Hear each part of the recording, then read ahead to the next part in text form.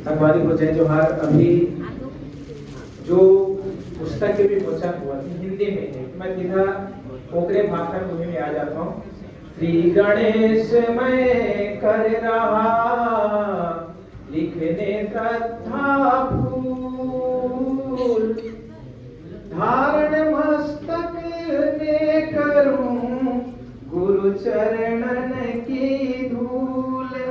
भाई गुरु चरणन की धूल। ये आदरणीय कुलदीप सिन्हा जी के श्रद्धा के फूल की प्रथम पंक्ति है। उन्होंने श्रद्धा के फूल पंक्ति में इस दोहे के साथ शुरुआत किया। छत्तीसगढ़ की समृद्ध सांस्कृतिक और साहित्यिक परंपरा में कवि कुलदीप सिन्हा देव जी का योगदान उल्लेखनीय है। हिंदी काव्य संग्रह श्रद्धा के फूल उनकी गहन संवेदनाओं, लोक जीवन से जुड़ी अनुभूतियों और साहित्य के प्रति समर्पण का सशक्त प्रमाण है।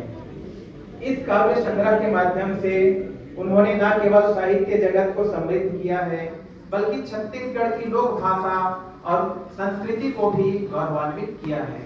कवि जैसा देखता है वैसा ही लिखता है, यह उक्ति कुलदीप सिन्हा जी की रचना में परिलक्षित होता है। हिंदी काव्य संग्रह श्रद्धा के फूल में सिन्हा जी ने जीवन के विविध विषयों पर आधारित 65 कविताओं का समावेश किया है। वर्तमान में कुलदीप सिन्हा जी छंद मुक्त एवं छंद युक्त दोनों कविताओं की रचना करते हैं। इसी प्रयास का नतीजा है कि आज श्रद्धा के फूल नामक इनकी प्रथम हिंदी काव्य संग्रह प्रकाशित हुई है। सिन्हा जी स्वयं कहते हैं, इसमें मैंने अपने जीवन में जो भी देखा और अनुभव किया उसी को पंक्तिबद्ध करने का प्रयास किया। ये सिन्हा जी की उक्ति है। इस संग्रह में छंद मुक्त कविताओं के साथ छंद युक्त, दोहा छंद, आल्हा छंद और सार छंद, इन तीनों छंदों का भी समावेश है। 5 कविताएं इन तीनों छंदों में है। माँ वीणा दायिनी, माँ विंध्यवासिनी की वंदना के साथ काव्य संग्रह की शुरुआत कर सहस्त्रार्जुन भगवान की जय के साथ समापन उनके गहन धार्मिक भाव को दर्शाता है। जहां एक ओर बोए बीज हम प्यार की आपसी प्रेम भाव को प्रदर्शित करता है, वहीं लोग कितने धार्मिक हैं, समाज के लिए करारा व्यंग और बहुत बड़ा सवाल है।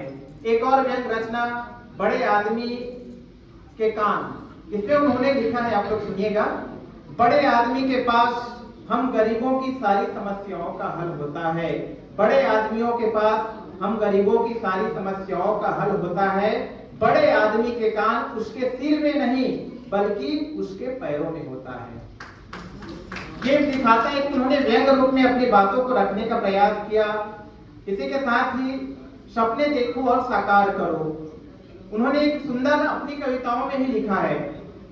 सपने देखो और साकार करो, प्रयास अनेक बार करो, भुतराए है औजार अगर फिर से उसको धार करो। केवल अपना ही ना देखो, केवल अपना ही ना देखो, औरों का भी उपकार करो। सोचो मत बुरा किसी का, सबसे भला व्यवहार करो, सबसे भला व्यवहार करो। तो उन्होंने अपनी रचनाओं में अपने मन की बात कही है।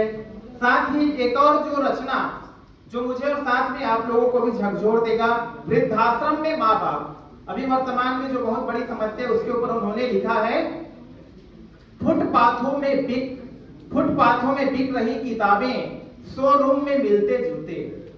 फुटपाथों में बिक रही किताबें, शोरूम में मिलते जूते, गाय घूम रही लावारिस, एसी रूम में पलते कुत्ते, विदेश में बेटे की नौकरी, वृद्धाश्रम में माँ बाप है, क्यों मौन हो गए हो प्यारे, और क्या सोच रहे आप हैं, क्या सोच रहे आप। निश्चित ही मन की पीड़ा और बहुत बड़ी व्यंग्य बात है। अपनी 65 रचनाओं में विविध विषयों को कुलदीप सिन्हा जी ने समावेश किया, जो निश्चित ही समाज के लिए और साहित्य जगत के लिए मील का पत्थर साबित होगा। मुझे विश्वास है कि उनकी रचनाओं पाठकों के हृदय को स्पंदित करेगी और समाज को नई दृष्टि प्रदान करेगी। मैं कवि कुलदीप सिन्हा दीप जी को उनके इस काव्य संग्रह के प्रकाशन हेतु हार्दिक बधाई एवं शुभकामनाएं देता हूं। मुझे आशा है कि उनके काव्य संग्रह पाठकों को भरपूर स्नेह और प्यार मिलेगा। धन्यवाद।